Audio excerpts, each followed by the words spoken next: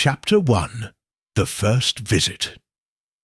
The dream began on a night thick with silence, so thick it was like the world had held its breath, waiting. I was standing in an endless field, but the grass wasn't green. It was blackened, like it had been scorched by fire long ago. A cold wind whispered across the landscape, carrying a faint metallic scent, like old blood. And then I saw him, a man pale as death itself, standing motionless a few feet away. His eyes were hollow pits, black voids that seemed to suck in the dim moonlight. He wore a tattered coat, stained with something dark I couldn't identify. "I'm coming for you," he whispered, his voice cracking like dry leaves. I woke up gasping, heart pounding, drenched in sweat. My room was cold, colder than it should have been for a summer night. But the strangest part, I smelled it, faintly, the same metallic tang of blood that clung to him in my dream.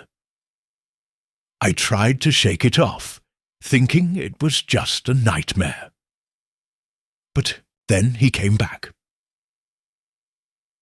Chapter 2. Night after night. Every night, the same field, the same man. Only this time he was closer. His voice grew louder, more urgent. "Find me." The air in my dreams was thick with decay, rotting wood, damp earth, and something else, something electric like a warning. I started dreading bedtime. During the day, I became paranoid. Shadows in the corners of my vision, whispers just beyond hearing. My phone battery drained inexplicably fast. Lights flickered in my apartment. The cat refused to enter my room. Friends noticed I was slipping. My voice was hollow, my eyes sunken. One night, the man spoke a name I didn't recognize at first, but it kept echoing in my mind. Elias.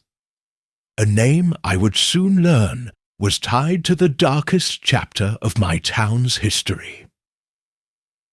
Chapter 3.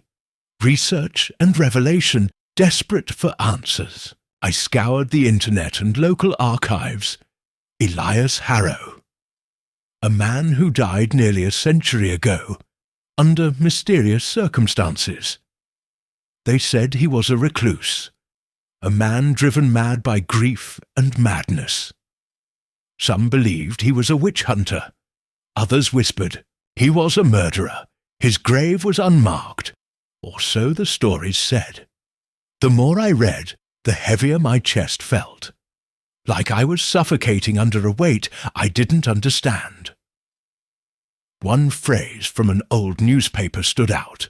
"The curse of Elias Harrow lingers. In the soil where he rests.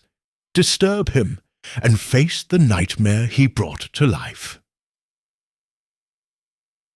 That night I dreamed of his grave, a dark stone, cracked and covered with twisted roots, and I knew I had to find it. Chapter 4. The Graveyard. The cemetery was on the outskirts of town, a place children dared each other to visit, but no one went after dusk. I arrived just as the sun was setting, the sky bleeding orange and purple. The smell hit me first, damp earth, decaying leaves, and that same metallic tang from my dreams. Walking through the tombstones, each one more crooked and forgotten than the last, I felt eyes watching me. Then I saw it, a cracked, moss-covered stone bearing the name Elias Harrow. I reached out, the air around me growing colder by the second. A sudden sound, a whisper or a breath, sliced through the silence.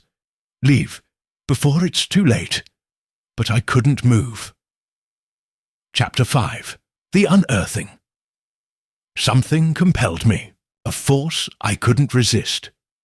I knelt by the grave and brushed away the moss. Beneath the stone, the earth was disturbed, as if recently dug. My fingers touched something hard, metal. A rusted locket, cold and heavy in my palm. I opened it. Inside was a faded photograph of a woman and a child, and beneath it a scrap of paper with a message.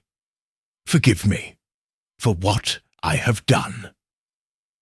The air grew thick.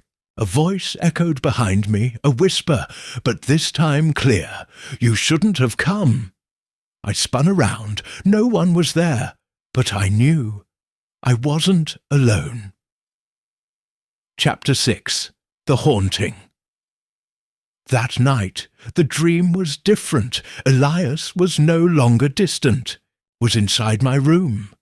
His hollow eyes bore into mine, his fingers reaching through the shadows, brushing my skin with an icy touch. Help me, he pleaded, voice breaking. Break the curse.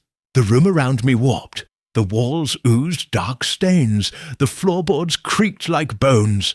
I tried to scream, but no sound came out. When I woke, I found the locket around my neck.